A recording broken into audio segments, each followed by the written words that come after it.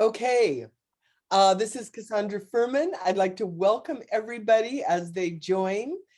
And today is going to be a pretty darned casual performance measurement meeting.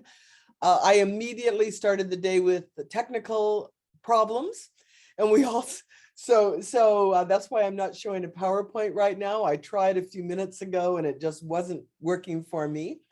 And also, we're very lucky that Nick and Cory, Nick from Virginia and Cory from Las Vegas, or you're not from Las Vegas, you're from Nevada, will be sharing with us their outcome evaluation tools and how they're using them. I'm going to then share the ARCH outcome evaluation tools that are available for everyone, our grantees. And then we'll just have a general discussion. But I thought what we'd start with doing is I would like to introduce, and I don't know if you've joined yet, but we have a new staff person at ACL, Emily. And I'm not sure if I'm going to pronounce your name correctly, Emily. So if you're on, Emily and Ozi, there she is. I see you, Emily. Would you be willing to share your camera or go off mute and just introduce yourself? Jill let me know this morning that you'd be with us. So Emily, if you can, we'd love to hear from you. And what is your role at the Administration of Hello. Community Living? Hi. Oh, good afternoon. How are you all today? I'm good. Hi. Great. It's such a pleasure to join. So I'm Emily Nozier, and I'm actually a new staff member here at ACL. And I just received the invitation to join today. So I'm very excited to learn more about all of the tools and resources and exciting services that are being provided to our older adults. So I'm actually working here at the ACL in the Office of Supportive and Caregiver Services as an Aging Services Program Specialist. And my background is in gerontology. I do have experience working with older adults in nursing home settings and clinics and hospitals.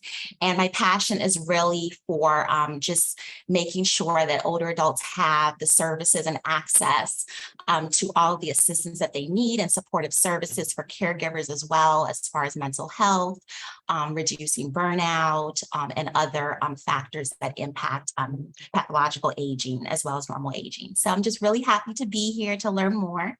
And thank you so much for the opportunity to say hello. Okay. Thank you, Emily.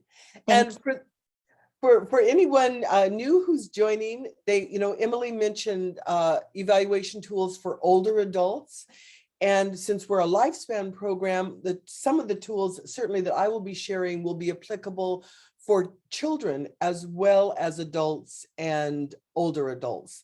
So I just wanted to make sure you all knew you were in the right place, that we will be also talking about tools that are applicable for children as well, I think. Rather than, I see that there are 20 people on the call, and I know folks are getting ready for the meeting next week and probably are short on time. Rather than everyone introducing themselves, what I'm going to ask you to do is in the chat box, could you put down your name and where you're from?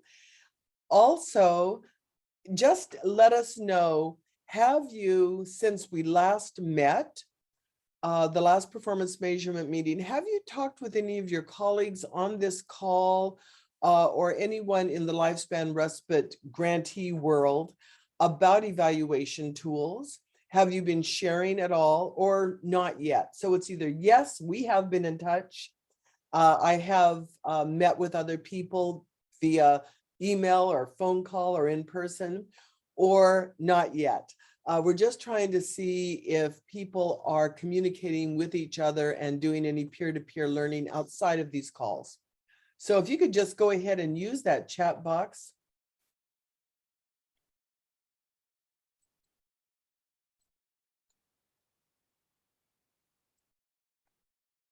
And Ashley, this is your first meeting?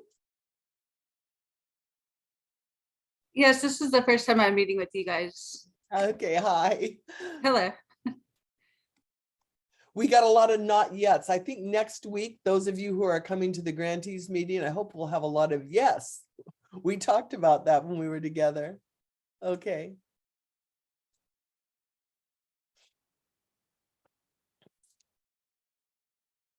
And yes, Nick is going to be sharing today at this meeting. Okay. Great. So I think what I would like to do before we keep typing in, and is it okay, Cory, because on my screen, Nick is the first one that I see.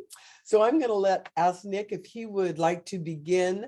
He's going to be sharing some of the evaluation tools he's using to look at outcomes in his respite programs. So Nick, I'm going to hand it over to you and ask you to go ahead and get started, and welcome everybody. Good afternoon / good morning for everyone west of the East Coast. I'm Nick Slentz. I'm with the Virginia Department for Aging and Rehabilitative Services. I am also the one in charge of the lifespan respite grant that we received. So we're the state unit on aging, and also we're in charge of the grant program. So I'm gonna spin my tale of woe. I had someone who was helping me. Her name was Liza White. She worked for us for about a year, but she left at the very beginning of August. And then I went in person to the HCBS conference in DC, and then I got COVID from it. So then I was out another week. So pretty much most of August for me has been kind of a blip. And now I'm trying to dig out of a month's worth of work for 2 people. So I do have, you might hear a little bit of shuffling in the background. We were able to get assistance from BSW at the Virginia Commonwealth University as an intern. So I've been training a new intern. She started last week. So she's going to be helping me out. Her name's Cecilia. So I'm very excited to have her join us and kind of learn, and hopefully she'll want to stay with the agency when she's done. But I do have, so I just want to show you, these are my new applications that I have to work on over the next week. So I wish I could have prepared a little bit more for today. So I'm going to kind of keep it fairly informal and kind of just touch on what we've been doing and all that. I wish I had some like solid data from our year 1 kind of sample size to provide, but I just sent that off to our research partners at Virginia Tech like 2 days ago. So they're not gonna have data for me for another week or 2. So can I share my screen? All right, so I guess what I'm gonna do is I'm gonna just share kind of our approval packet, which has our satisfaction survey, which is kind of what we're using to try to evaluate our outcomes. And I kind of just want to discuss on what we're trying to gain from it and what I've been able to just infer taking over the caseload again in Liza's absence. So the way I have it is it's all PDF fillable. That's brand new. We just started putting that in place this year because our agency was living in the dark ages and we didn't even have Adobe Acrobat until like 6 months ago. So kind of our first page is, you've been approved for the program. These are the components that you're going to need to pursue reimbursement. Here's some basic directions as to, what we're looking for. We have our second page is kind of like the voucher date. It used to be a 3-month period that they would be eligible to hire their respite provider, pay for it out of pocket, and then request the reimbursement back. But ever since COVID, the default is 3 months, but usually I just tell people, if you want more time, just let me know. I want you to spend this money. I will be as flexible as possible with you on this. So I can kind of change it on the back end. So one of our grant goals was to try to figure out a statewide respite training for caregivers. That's kind of still in development. So our workaround was to actually steal Wisconsin's Respite Care Association of Wisconsin's kit.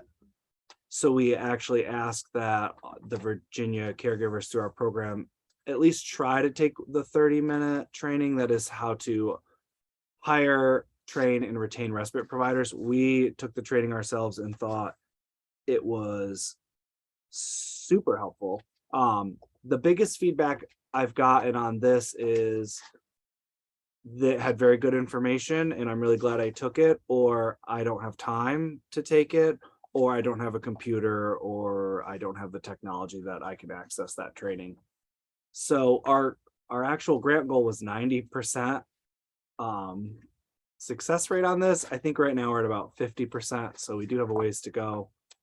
And then this is kind of our reimbursement packet and form. This is kind of how we ask caregivers to track their respite and break it down and then have it total up at the bottom.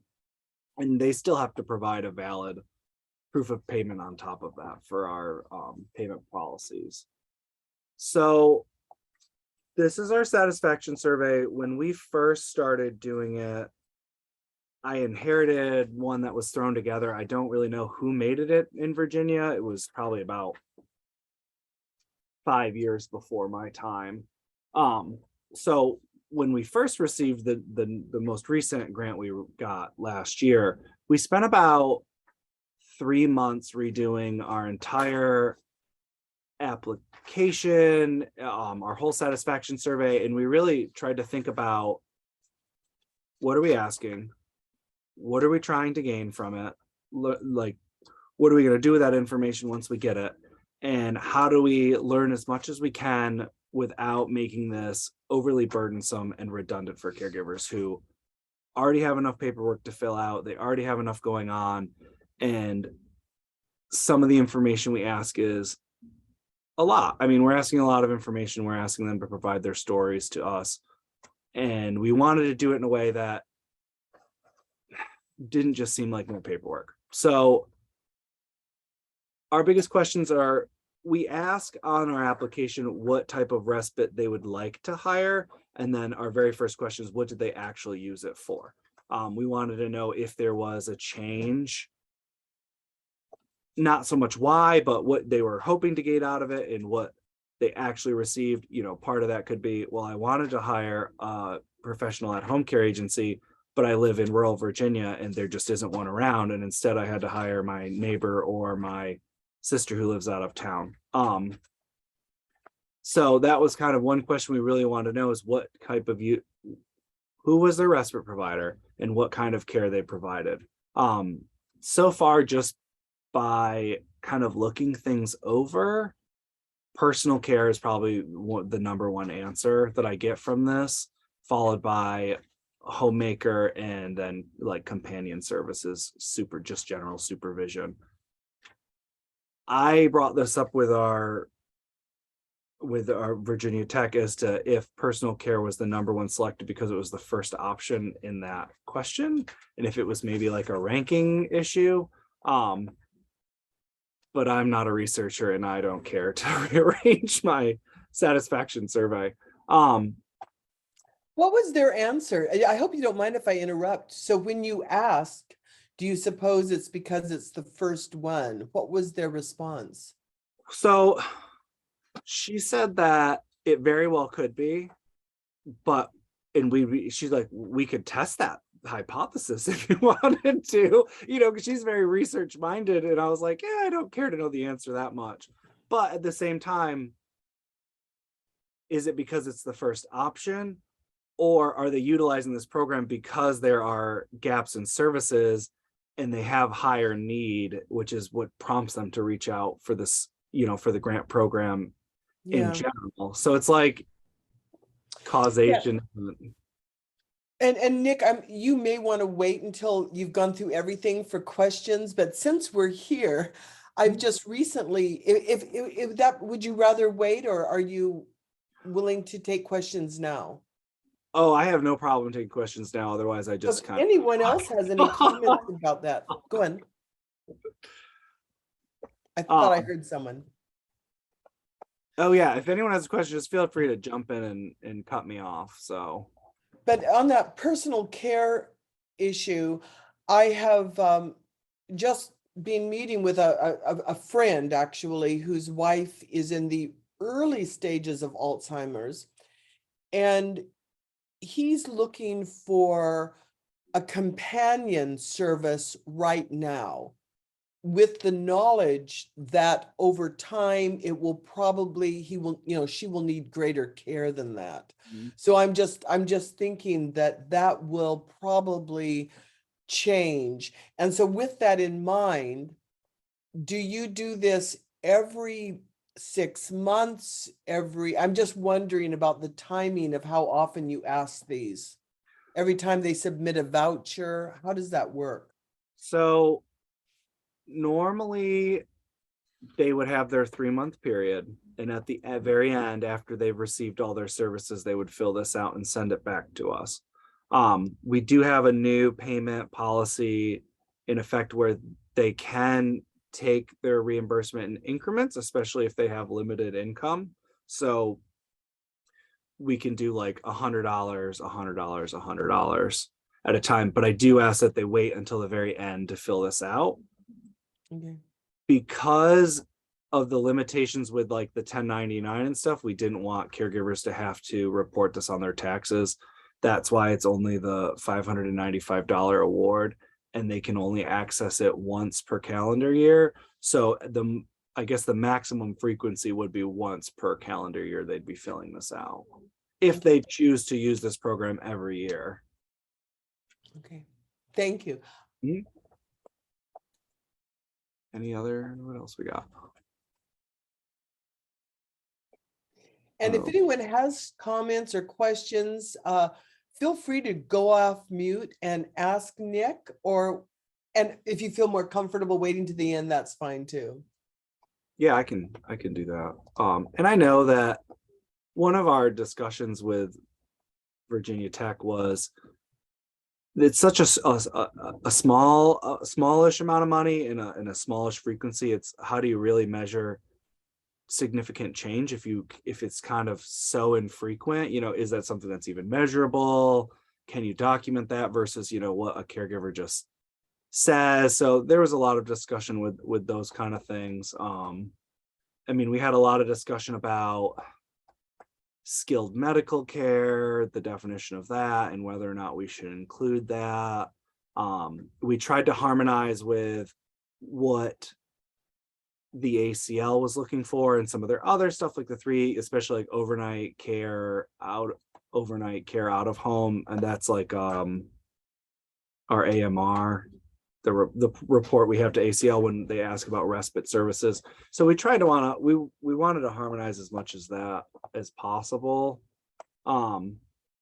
We do ask if there are any other services they're receiving. A lot of the answer is either none or family, or I receive medical or Medicaid, home and community-based services, and that's paid for, but I only get 19 hours a week or something like that.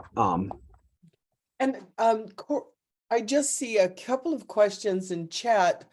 In Nevada, PCA services either require supervision by caregiver in our self-directed program, or they are of such little duration that the caregiver cannot even go to the grocery store.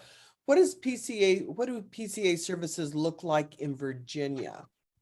So are you saying that if a personal care assistant comes in, the caregiver still has to be in the home? And I can't hear you, Yes. Cheryl. I see your, okay. I don't know if you can hear me. Can you hear me? Now we can, yes. Okay, I'm having some technology issues, so I apologize. Hopefully this will hold. So, okay, in Nevada, PCA services are highly sought after for the care recipient, because there's care that the caregiver can't provide. So the question I have is it a service that the caregiver cannot provide? Maybe they're getting some resistance. Physically they can't perform those care services for their loved one, etc. Or are the duration of those visits of such a short duration that the family caregiver really isn't getting a respite break from it, they may be getting a break from care. So I'm wondering how you manage that aspect.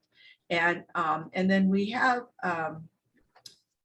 some, if we have a caregiver who is, how do they describe it, is responsible for supervising care for a care recipient, then they can't leave because they're there to supervise the care that is being provided. So, so there's a couple of different ways that PCA services are. But when I was running our Respite RX program,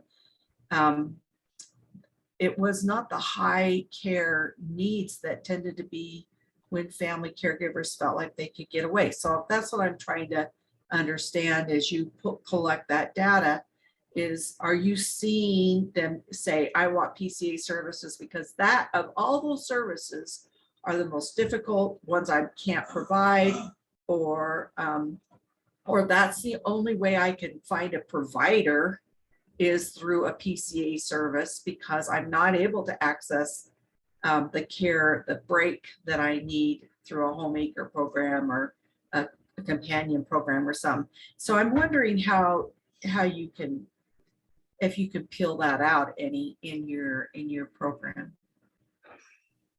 It's a really good comment. Again, because the caregiver kind of answers this themselves, my thought is they indicated that they required some sort of personal care. We don't have like an assessment that they have to do. It's just all self-reported. So if the caregiver says my loved one needs help with personal care, and then they go through this program and they say they hired or they utilize personal care, that doesn't necessarily mean they had an agency come in. It could have been a loved one, my sister came in or something and provided personal care, but whether or not that meets, it's like, okay, well, what is your definition of personal care? If you helped, if I ran to the doctors and my neighbor was provided that and helped them, go to the bathroom, was personal care rendered? Was that enough time? So I don't know if we can really get to the bottom of that, if that makes sense. Because that was the thought too, at least for this program, the personal care provided through like an area agency on aging, there is an assessment, there is that documented lack of support or need that would kind of do a better job at figuring out those gaps in services. But for our program, we some of it was, do we really want to hammer down that far? And also, I think with our design, we really wanted to promote the flexibility of hiring a provider of your choice, whoever that may be, to try to meet the needs of areas of Virginia that don't really have services, regardless of the level of care. It was kind of like, we want you to get a respite service that you can actually access, versus even if it may not be what you actually need, but if that's the best we can do. And I see a comment from Amy Harris. In my experience as a caregiver, what I really needed help with was personal care, but it was hard to find someone that I could trust and that my care recipient would accept those services from. But out of all those options, that's what I really needed, someone to help with basic hygiene. And as when I was a caregiver, near the end of my caregiving time, that was what I needed the most help with too. And I'm just thinking this sort of supports the possibility that people are checking that first box, not because it's first, but probably is because it's possibly the most needed. So yeah, I mean, I worked with my aunts and mother caring for my grandfather who had dementia, and towards the end, personal care was also the number one thing. And we were able to hire, private duty. We were able to find someone to come in and help provide that, but I wasn't a nurse, and you did what you could, but that was probably one of the biggest challenges we faced, besides the memory issues associated with dementia and stuff. So anyway, I don't want to take all of Cory's time either. So one thing we do ask is, what did you actually use your respite for? Sleeping, recreation is probably our number one answer. Seeking employment is surprisingly higher than I thought it would be. And medical appointments is probably number 4, which it all makes sense. And then we do have some open-ended questions. This is kind of where the story side comes in. How did you benefit? How did your care recipient benefit? And, some of it is I was able to go to the doctors. I was able to go to the beach for the first time in 20 years. I got a weekend away, and that was, really significant. A lot of the other responses are, my child was able to get away from me and go to a summer camp, and that, was really enriching for them. So that was an awesome program. We've reimbursed like horse therapy, like equine therapy and stuff. And we've had some really good feedback from parents on that. I've also had some stuff where it seemed that the caregiver was so stressed out that they didn't really get a whole lot out of it. They're like, I was able to hire someone, but it needed to be longer. And my care recipient didn't benefit because he's in like a persistent vegetative state and didn't notice. And, that was kind of sad. We also were trying to ask about, if you had an unlimited supply of respite, how much more would you need? That's kind of our way of trying to gather what how much do you already have? How much can we provide? And then what's left over? How do we ask our state for the funds to try to increase that somehow? That's kind of our long-term goal. I've tried to join the sustainability collab, and we have no funding from our state for this program. So that's kind of been hard to find sustainability funding at a state and local level, and we just don't have any. So that's kind of our long-term goal, is to try to figure out how we can wring some money out of our state to keep this program going if we aren't awarded another grant, in 4 years' time. We wanted to know what challenges they face in providing care. Financial, conflict, lack of social support, those tend to be chosen often. And we wanted to know which frequency they felt that was happening at. We wanted to know barriers for attaining additional respite. Financial is pretty much the number one. The other one is like social isolation. Some people who use this program don't have any other supports. They don't have family they can rely on, or, everyone's out of state, stuff like that. So they kind of truly are alone in that regard.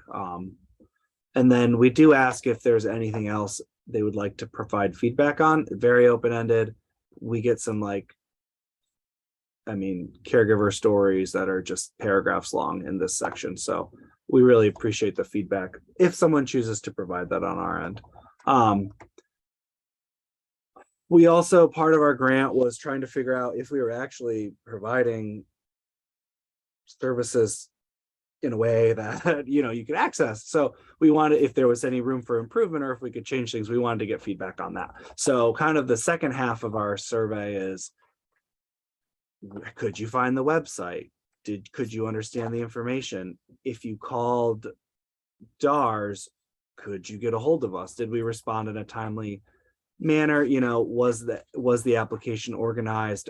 We haven't done a whole lot of analysis on that yet, but that's kind of going to be this year to see if our redesign was strong, and if not, where we can make changes to help improve our program and the processes associated with it in the future. We spent a lot of time on the reimbursement process because of the partial payment method. We also are kind of beta testing a direct reimbursement for professional agencies if they're willing to work with us. I'm still trying to get some. I'm still trying to get that process and hammered down. So that's also an option. We wanted feedback on that end. And then our very last page is we do use the Xerit 12. We also have that on the application itself. So they fill out the Xerit upon application, and then we ask them to do it again at the end of the program. Again, the goal was to analyze if there was any measurable change that we could differentiate that may have been associated with this program or not. I don't know. We'll find out. So that's kind of, and then this is our payment information that we collect. Nick, I have another question. Are you in the program, do families reapply? Can they reapply for it? I was wondering if programs where there's an application period for a new voucher, whether a satisfaction data could be taken from the first time that they were in the program and carried through the program to see if you can get some point in that timeline of their satisfaction and changes in their satisfaction, you know, because they have to complete the satisfaction data over and over and over again. So that you could say, okay, for this caregiver, we started out at this point A, but they reapplied at point B and again at point C, and then they lost their loved one at point D or exited the program. And could we see any trends over that time we were working with that caregiver? That is the goal. So some of the people who have applied in year one of this grant, when we made all the changes, I had worked with in our previous grant and had used the program, you know, once or twice then. And I've already had some people from year one apply in year two. And the goal is they do have to, you know, complete this information every time. They have to submit the satisfaction survey. However, they do not, it can be blank if they wanted to. It's not a requirement where we make them answer all this. So if there's some resistance, some individuals really don't want to provide that information. I don't want to force them to fill out a survey because it might give us inaccurate data. But I found that I think we're probably at about 20% of our applicants have applied before and that they use it year on year. And our goal is to try to, at the end, analyze all that data to see if we can gauge changes over that entire time period. I do want, let's see here. Let me close out of that. Okay, can you see an Excel spreadsheet? Yes. Okay, so this is our data set for year one. This is actually our complete year one data set. We had 86 applicants. It's kind of what because we had a late start to the program, getting Liza hired and getting all the application material changed. So it's kind of nice that we have a small data set on this, but this is our satisfaction survey matrix and kind of how we code this for analysis. Everyone, which is new, everyone who comes through the program gets an ID number that would stay with them through every year they apply. So it's kind of, you know, number one will always be number one, number 14 will always be number 14 every year they go through the program. And the goal is at the end of year 5, anyone who's utilized the program multiple years we'd be able to analyze all that, you know, tracking across time. I am by no means a coder, so dealing with all these zeros and ones was a learning curve for me. It makes it a lot easier at the end, but you can see where this is kind of our open-ended questions. And, you know, the goal is I'd like to try to piece together like a story. The open-ended questions are often the most interesting to me. Yeah, and there's so much more nuance that Yeah. you can really get than just zeros and ones, yes, no, you know, because it's like if you give people a chance to tell their stories in their own words, there's just, I don't know, I find them really moving a lot of times, and just kind of what their caregiver experience was like. And especially when it comes to like someone caring for a loved one with dementia, I see a lot of similarities in my own personal experiences with that, so I can usually relate pretty well. Let's see what else I got. Nick, I wanted to ask if, because I do want to make sure we have time for Cory, but I've loved this. Are you willing to share your tool, and is the spreadsheet, the database available for others? Obviously you'd remove all your personal data from this, but can you talk about that? Whether or Yeah, not absolutely. you can share. I am all about not reinventing the wheel, so I have no problem sharing any of our anything we've done. I'd be happy to share our matrix. We do have a data dictionary as well, so you can understand it. So if anyone's interested, I'm happy to share. I just want to touch on, so before, in our last grant, our completion rate was about 50%. And as of year one, our completion rate was actually at about 65%, which is a significant improvement in our opinion. I don't know if that's the multiple reimbursements or if we just made the program easier to use, but that was something that I really wanted to know. That's what the orange is. Orange is anyone who either expired and didn't utilize our program, or sometimes their loved one passes away before they can use it and they withdraw. And then we had 2 people out of 86, only 2 people were denied reimbursement. And that was because of kind of some fraud activity. So, but that's all I got. Thank you. I really appreciate that. Does anyone have any questions before we move on and have Cory share? And Nick, while we're waiting for people to formulate their questions, do you mind emailing me your tool, and then I will just email it to everyone? Will that Sure. work for you? Yeah, absolutely. So you guys will all get a follow-up email. I mean, I have, we got 3 or 4 of those matrices, and for each section, for the application, for the reimbursement, for the survey data. I mean, I have blank letters of anything. So if you want to run a program, let me know. I'd be happy to share everything I've made.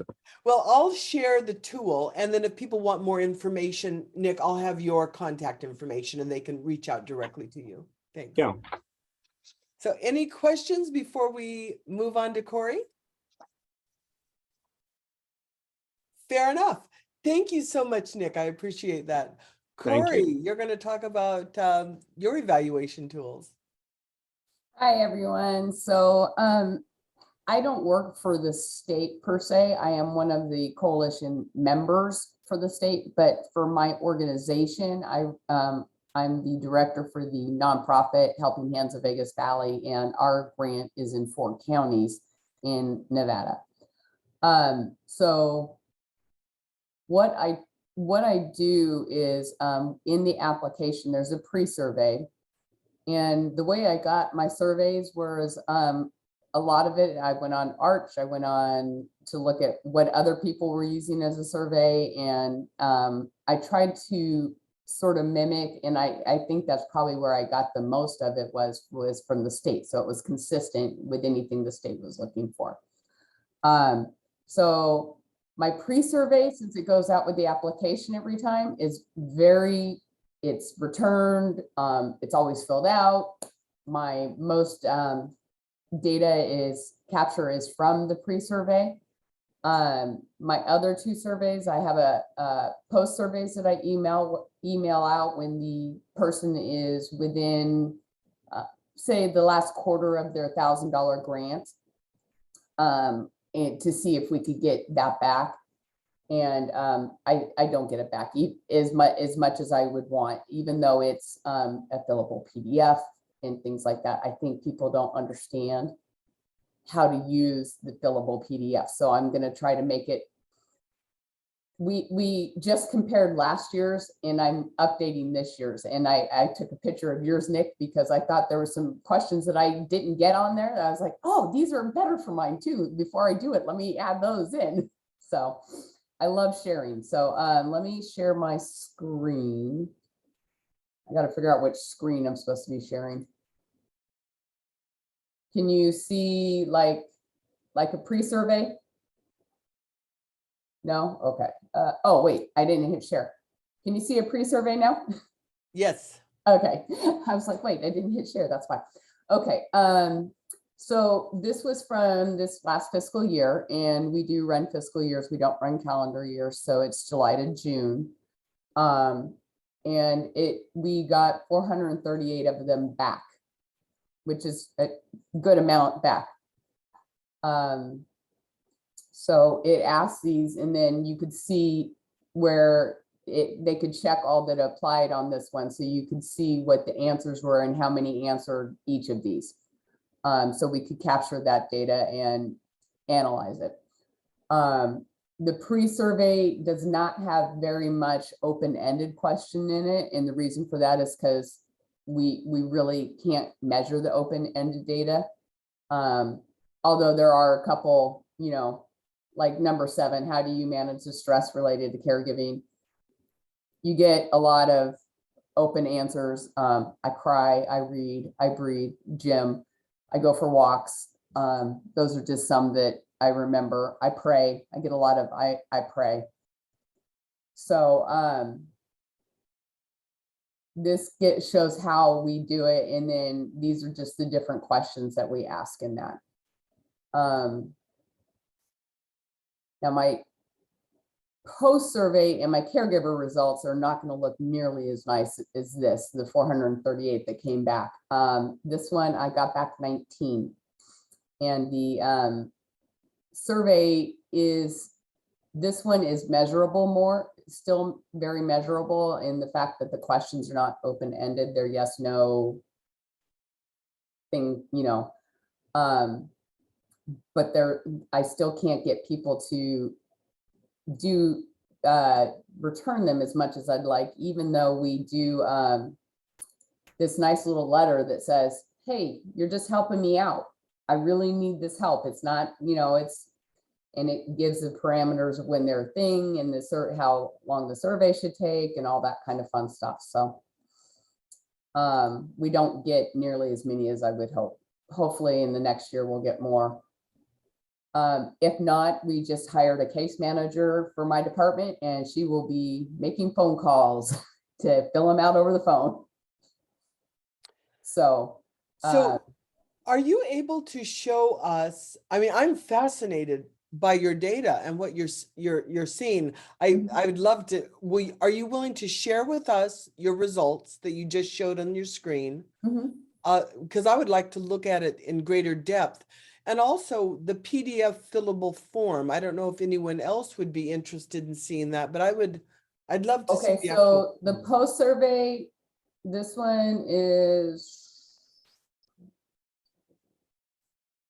here. Yeah, here's the post survey. Okay. And now this one is PDF fillable. And all they have to do is fill in the results. And, I tell them they can check as many as they want. There's an explanation box here and it can scroll down so it can go more lines than that. And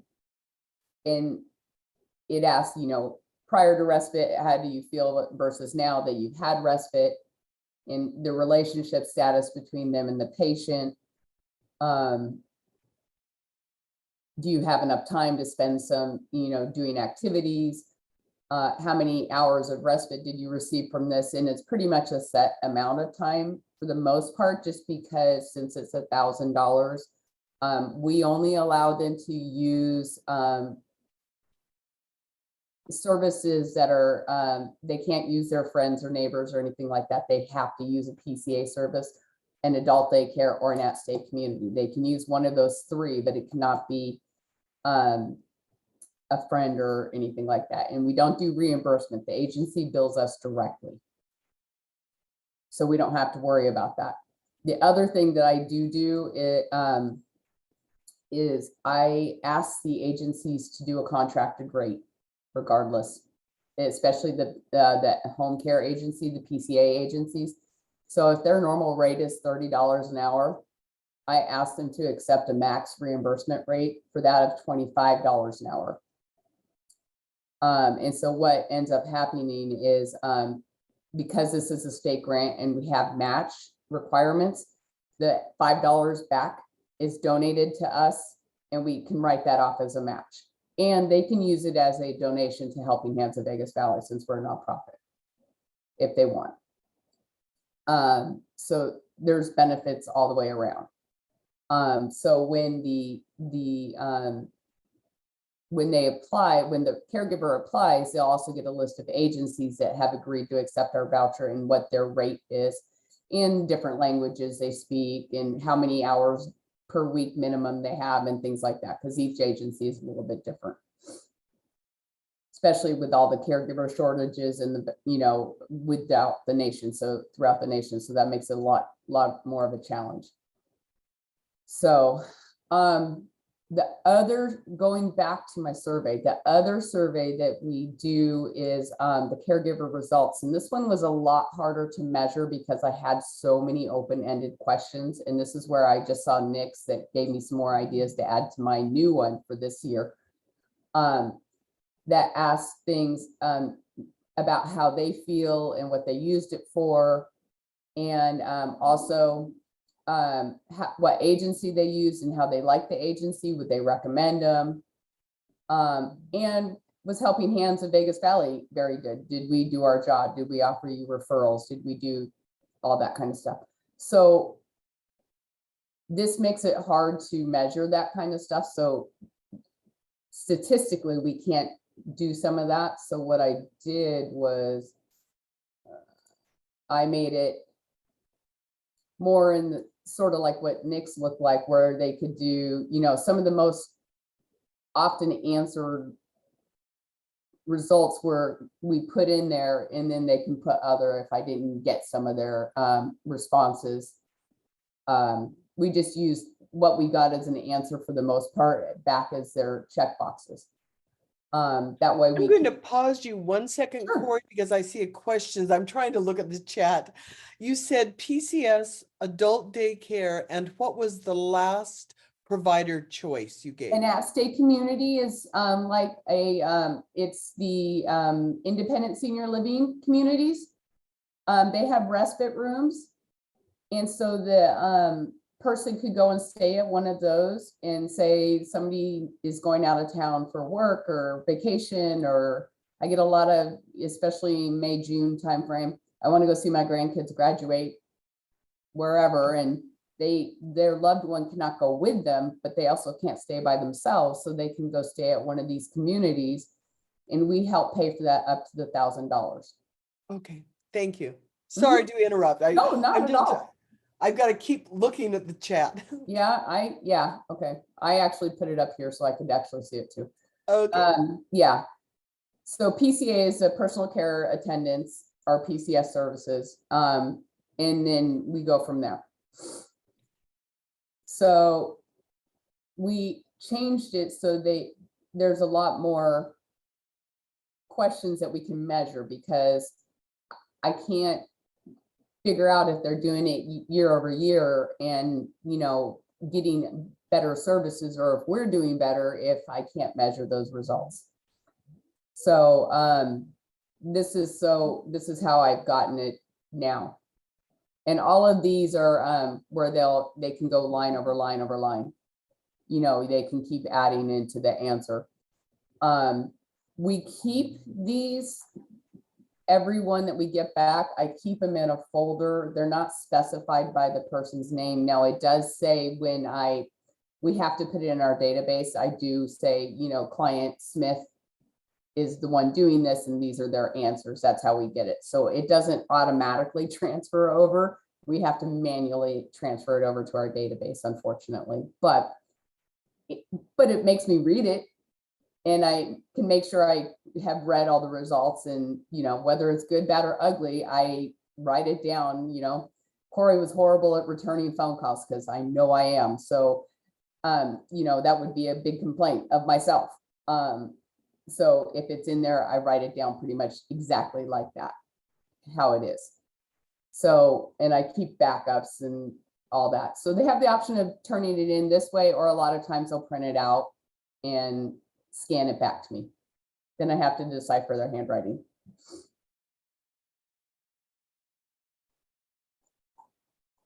But I did like how Nick was keeping track of it, because we do assign numbers now to them. And I'm thinking that maybe I want to do something like that so I can do it, because they can reapply every year. But, and they can have more than one per household, just not at a time. So if the Smith couple live together and Mrs. Smith needs it first, Mr. Smith would be the caregiver, then they can reverse that once he's finished the $1,000 for her, they can reverse it and use it for him as well. The rule is they just can't have it at the same time.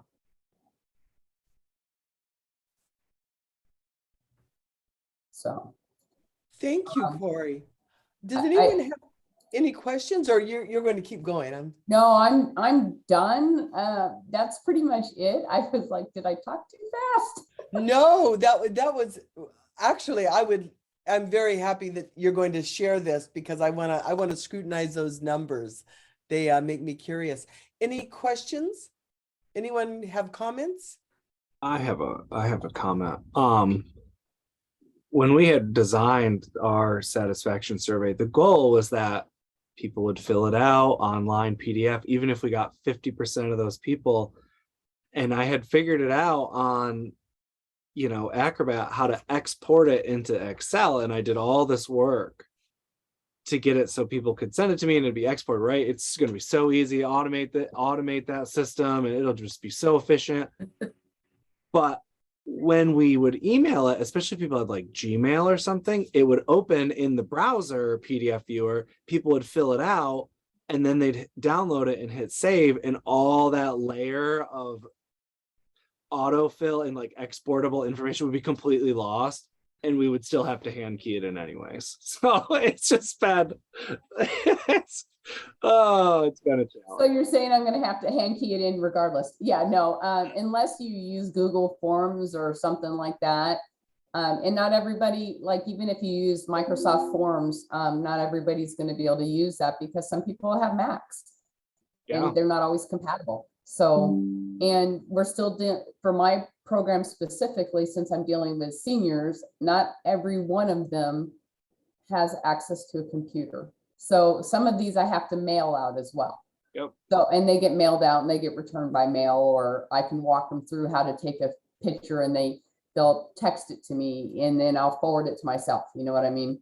So I'm pretty flexible when it comes to that kind of stuff. And I try to make it as easy on them as possible and less stress, because there's enough stress in their life.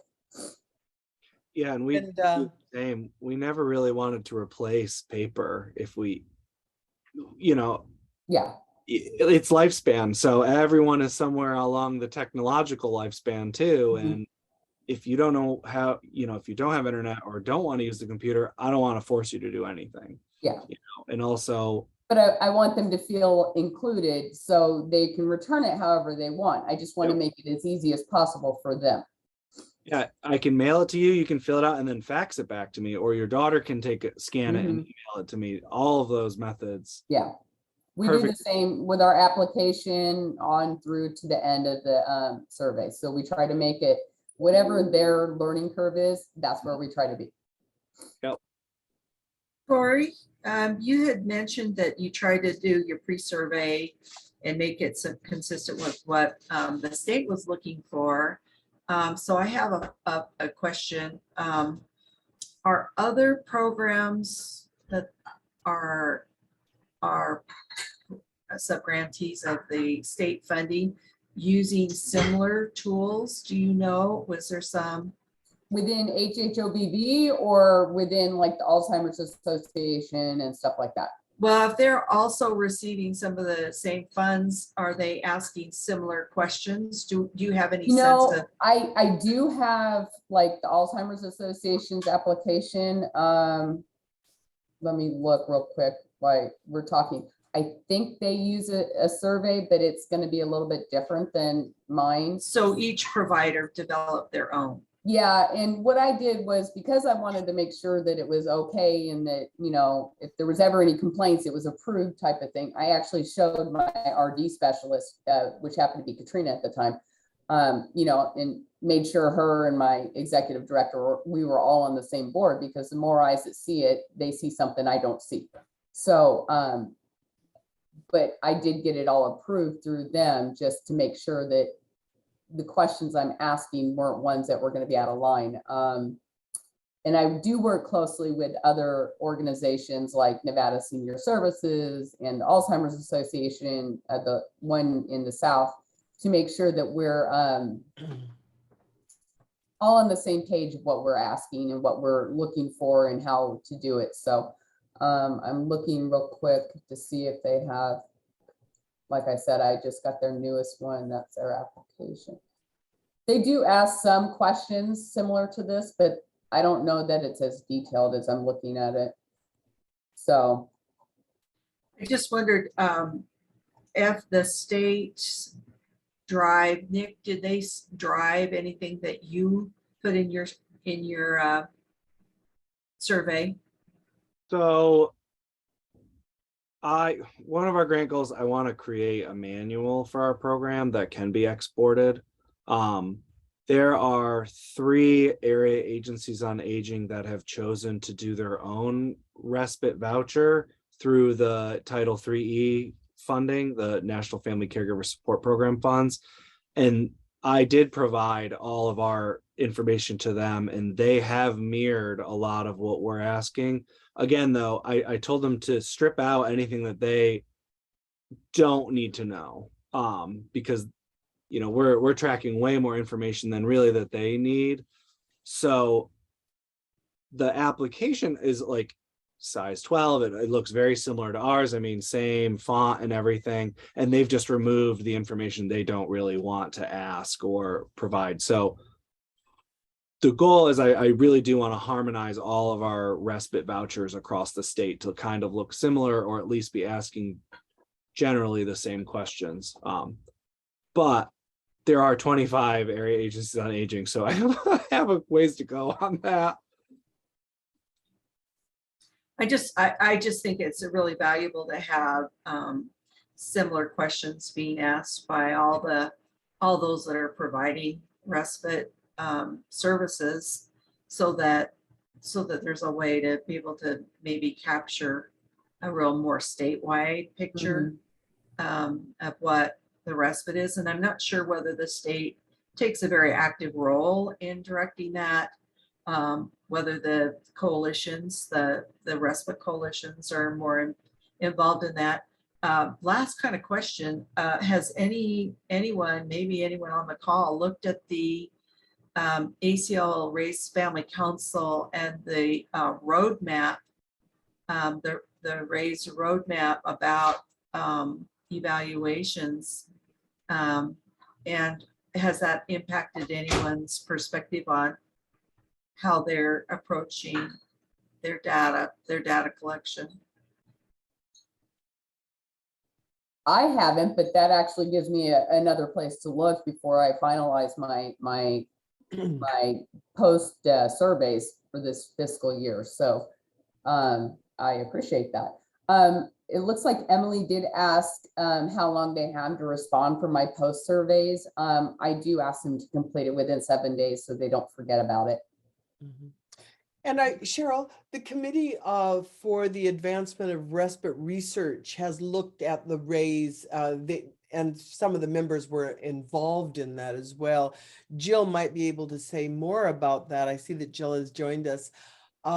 But it made me think that for a future performance measurement call, we might invite some of the, if we can get some of the members of the CAR, the Committee for the Advancement of Respite Research, I always get that wrong, to talk about how, you know, what they're looking at in terms of what would be good evaluation information for us to share.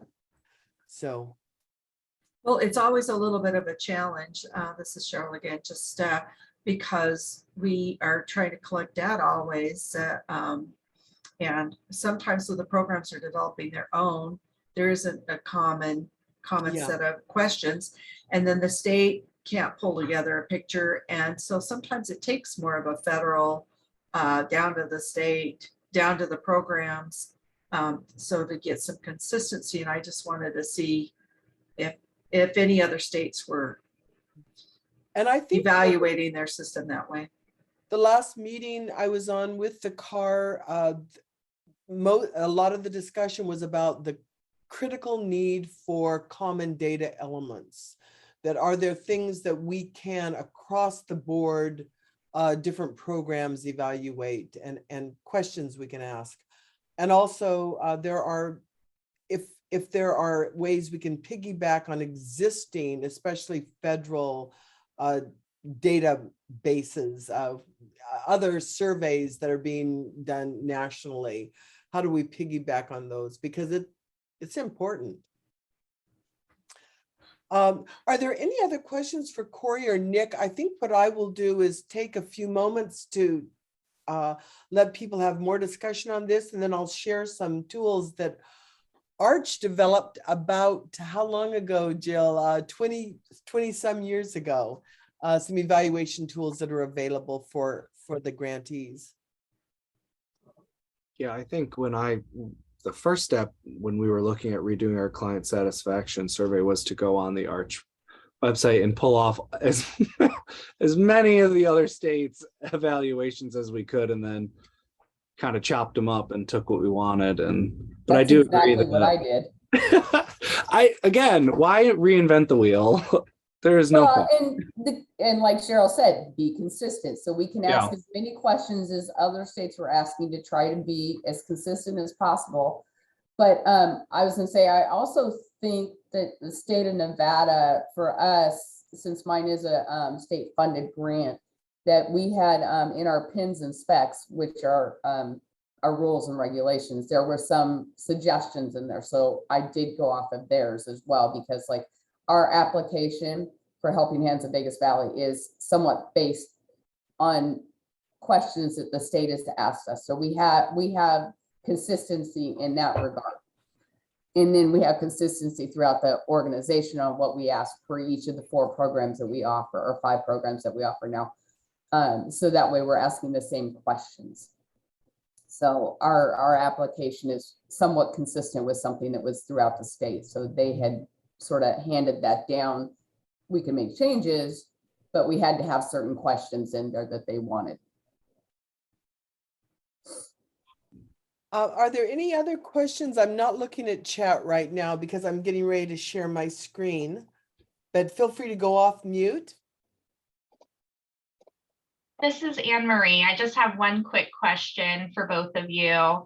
Did you receive any feedback about the length of the application, if it felt like it was too much for people, or questions that often didn't get answered?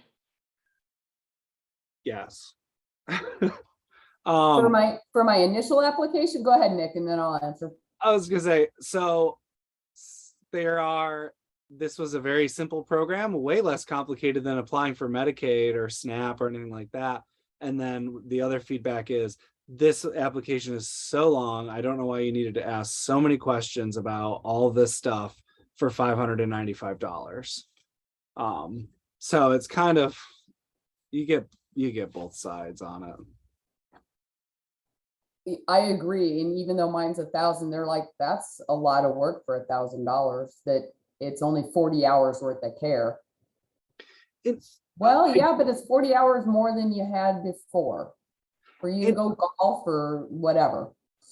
I did try to put in on ours, like kind of like the directions in our application, why we're asking for some of this very specific data is kind of like, we're trying to learn. We want to know, we want to hear from you, because we know that there are gaps and stuff. And part of our program is to learn more and compile that and take that somewhere to try to get more funding, more awareness long-term. And I think that has helped people complete it, because it's like, this is, everyone plays a part, and you telling your story is really important, and it's not going to go to waste. We're not just asking you to fill out paperwork that's going to get thrown in a drawer and forgotten about. That's sort of what my caregiver letter says for the post and the other. So yeah, so they understand that we're asking for it so we can gather data, so we can take it back to the state and things like that. So they understand that their role is exactly that. It's not, I'm just going to read it and say, yeah, I don't care, and throw it in a drawer. It's actually being monitored and looked at. As for questions, Anne Marie, are you asking on this initial application, or are you asking just for the surveys? I was thinking more of the initial application, because part of our process right now is to try and, alleviate any barriers to people receiving services. So I'm trying to brainstorm for us, how to create the most efficient application for respite. For the most part, I don't have any issues getting my stuff back. The biggest one that I always get, and if you're a returning person, you don't have to do it, but the certificate of eligibility, but they have options to get that signed by a doctor, nurse, or social worker. Unless there's, now Alzheimer's, of course, is only a doctor or nurse. They don't allow social workers, but being that I allow social workers, it makes it a lot easier. And that's a lot of my referrals as social workers as well. So they actually help them fill it out. The hardest part that my people find is using an agency and having an agency that has caregivers, their providers available. That's the hardest part. And Marie, this is Cheryl. I was going to ask our when you have an application like Nick and Cory have, it's easier to get that pre-survey or that pre-information because it's part of the application process. And then having the post-survey sound like kind of like you're helping us, if you really could provide that. I'm wondering whether the approach should be, this preserves your eligibility to reapply. This,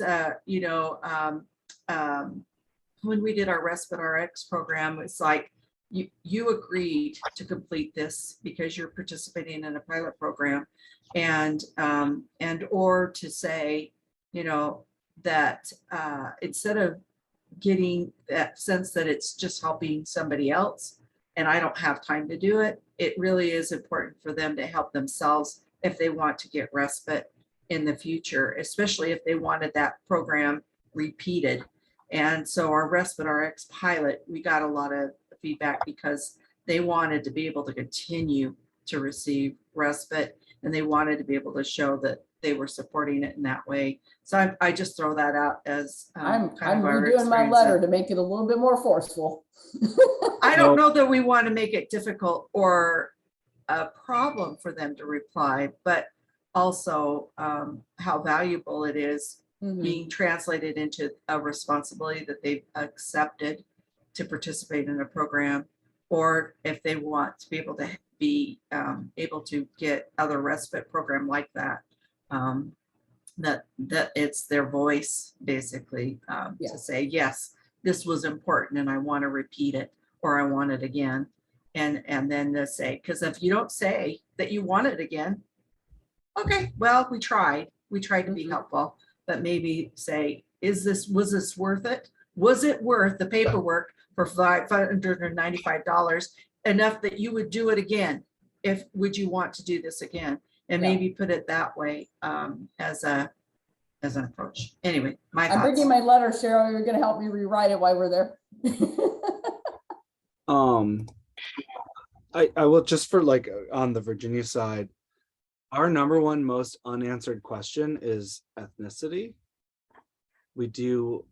I don't know, because we don't really explain like what we're asking, but that's the number one question that's left blank.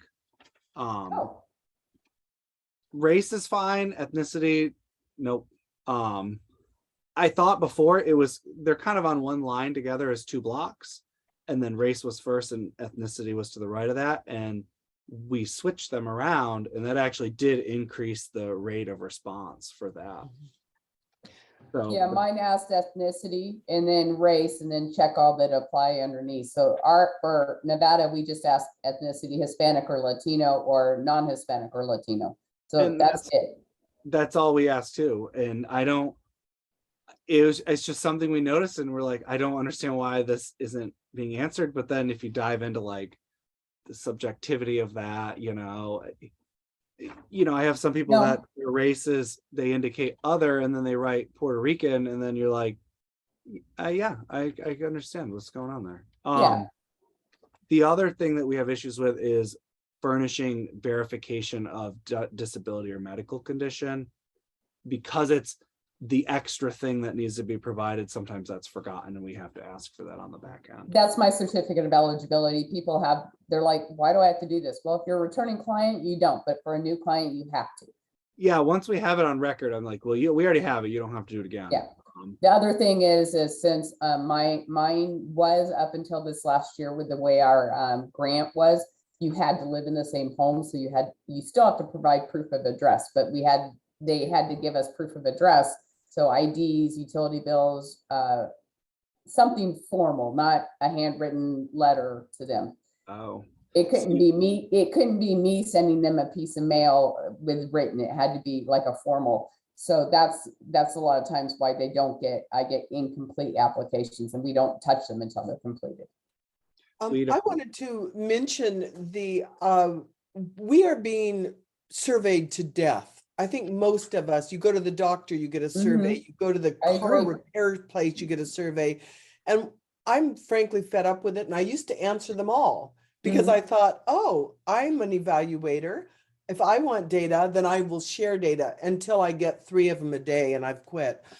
But I think one thing that I believe is important for people who take the time to share their information with you is if you can send them a 1-page once a year, let them know what you're finding.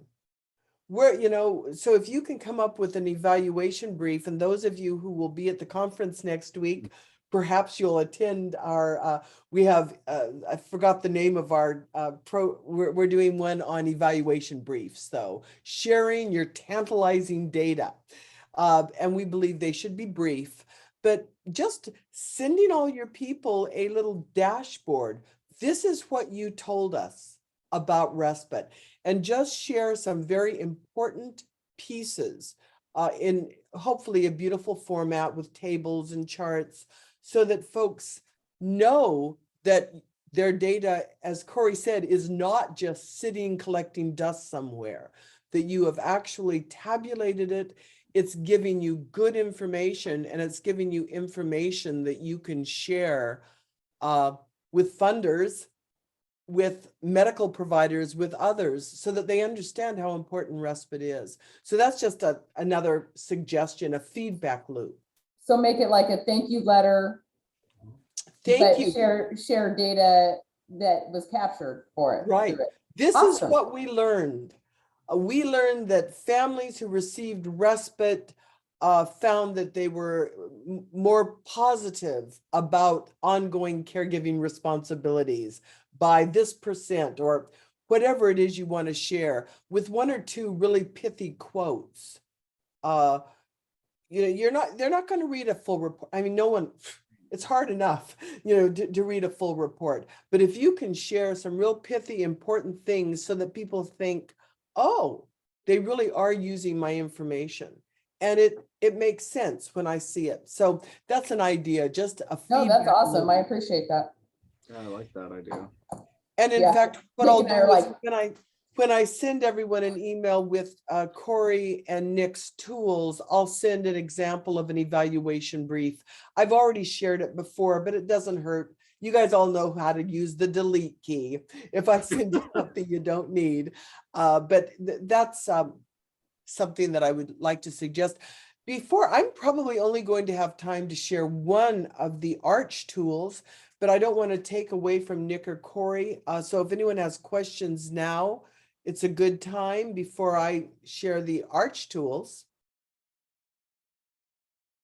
And if not, what I'm going to do is share my screen, and I'll just go to, we have these were developed years ago.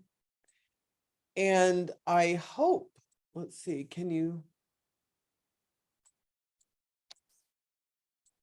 There it is. Oh, no. Sorry, I can't see my own screen. Well, I'm hoping folks can see the Arch evaluation tool. It says PR1. If anyone has any, can't see that, let me know. I'm having trouble seeing it on my own screen. We can see it. Great. So what these were developed in the early part of this century. I can't believe I'm saying that. With Dr. Ray Kirk, who was helping Arch develop evaluation tools. And what we ask, we were looking at just the outcomes of respite for caregivers. And this was pretty much developed for people caring for children or adults. And we ask about stress levels. And we ask it in 3 different ways. We used a retrospective format. So this was only done once. So instead of a true pre-post, we wanted it to be done and ask people to look back. So before they received respite, if they could just from their own perspective of their own idea of what stress was, how stressed they were as a result of caring for their family member. And then now that they're receiving respite, and then we ask them to project and think, if you were to lose respite, how stressed would they be? And what was interesting when we did this, not just our field test, but also we found out over the years when people would talk to me about using this tool, we saw it happen every time. So they might come in and saying, before receiving respite, I was moderately stressed or quite stressed. Now, we always consistently, we saw the stress being reduced, maybe 1 or 2 points. And then, but we'd ask them, okay, if you could project, if you lose respite, their stress levels were going to be much greater, because I think what we were finding is caregivers had no idea how much respite would actually relieve some of the stress. And so they actually projected that it would be worse if they were to lose the respite. So that was really interesting. And I saw that repeated all the time. Then we ask about relationships with spouse or caregiver. Were those relationships strained in any way? And again, we ask before, now that you're receiving respite, and then we ask them to project if they were to lose respite care. So we ask about their relationship with someone they were in their relationship, other family members. And so I'm not going to go through each of these, but we ask them to tell us about their health before respite. Did the caregiving responsibilities contribute to health problems? So we ask about health problems. We ask about social activities. So opportunities to, be engaged in the community. And then we ask them about the hours of respite care they received. So we ask about, are these enough? And if unsatisfied, what would be ideal? So we ask them to tell us, how many hours would you really like a month? And so that is the planned respite tool. We also, and these I'm going to share with everybody. I will also send you a link where you can actually link to this tool. We have a database that you could actually use for managing your data. And this is in one of the, it's a tool that's available through the Arch website. And I'll send you that link. So we also, and again, to save time, I'm not going to go through each of these items. You can use as many or as few of the items as you choose, They're in the public domain because they were for our lifespan respite grantees. You do not have to pay to use this tool. We do have, we sell it to others, but for lifespan respite grantees, you're perfectly welcome to use these. And we ask about something called the level of care, and that's the other tool I'm going to share right now is just our lifespan level of care. Where is it? Cassandra, Judah Yes? had a question. She has her Oh. hand up. Judah? Oh, Yes. Hi, everybody. Yeah, Utah with the Arizona Caregiver Coalition. So we have a similar survey and we do the before and after and always get, wonderful feedback. People are so happy. But we do have I want to say 10 to 20% share of respondents who get worse. And what we attribute it to, of course, is their care receiver declining in health, the dementia might get worse, et cetera, et cetera. Is anybody else somehow compensating for that, or how do you deal with that? well, that's the first I've heard of it, and that's interesting. If anyone else can talk about it, because that does make sense. That as the level of care increases, the stress level can increase. I've noticed some potential, decline or stress increases.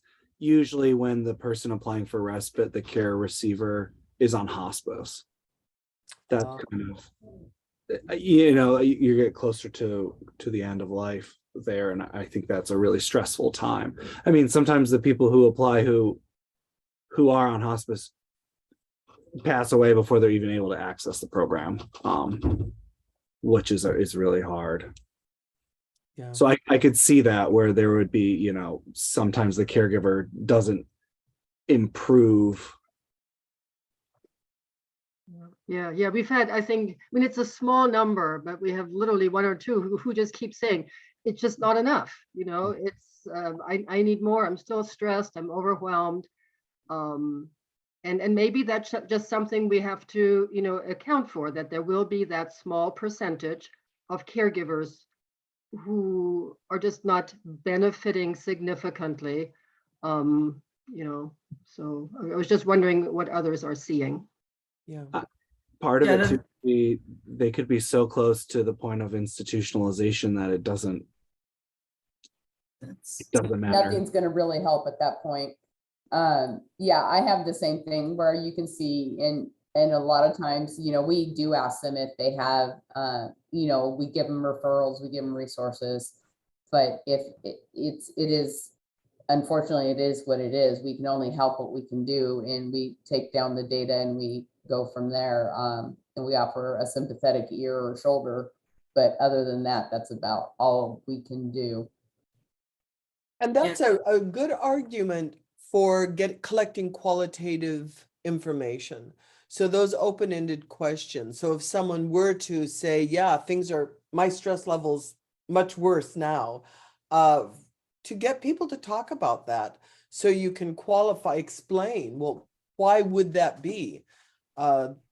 Because generally speaking, the respite my experience makes life easier, makes it, however, there's that other issue, and I have just looked at the clock. There is no way I'm going to have time to share the other tool that I was going to talk about, the level of care, but I'm going to send it to everyone.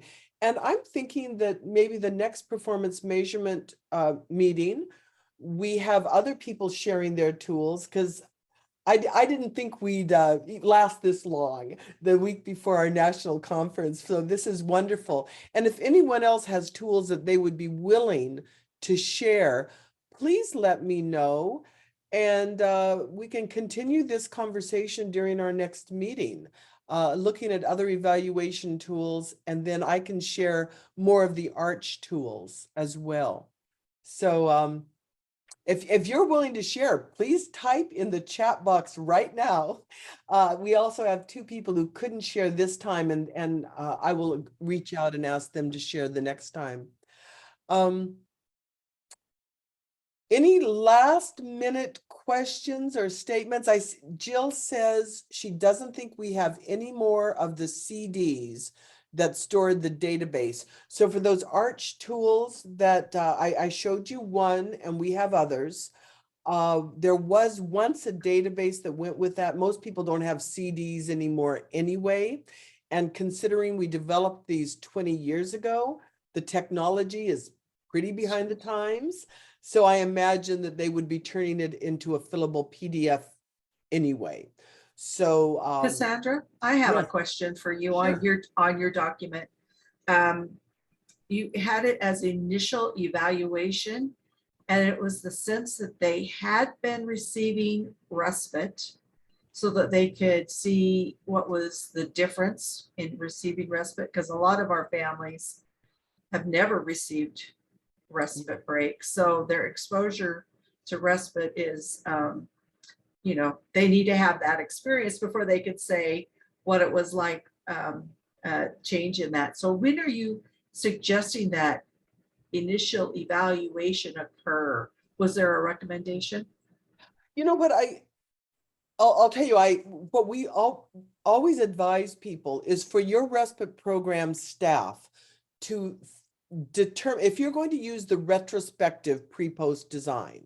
So if, in other words, if you're going to only do it once after they've received services, rather than as a true pre-post tool, we recommend that the team that you work with determine how many hours of respite do you believe would result in a measurable change so that they could determine it.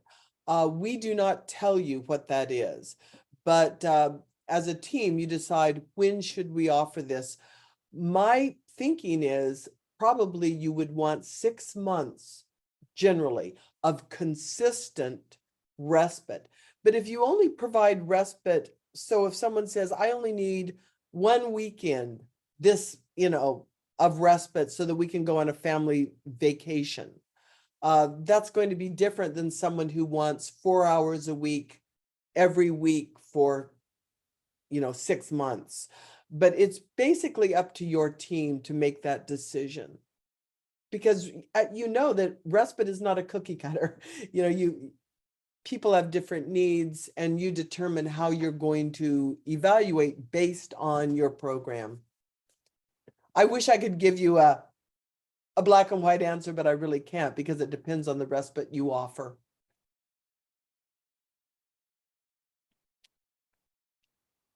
And we are just about out of time. I want to thank Cory and Nick. That was so helpful. I learned so much.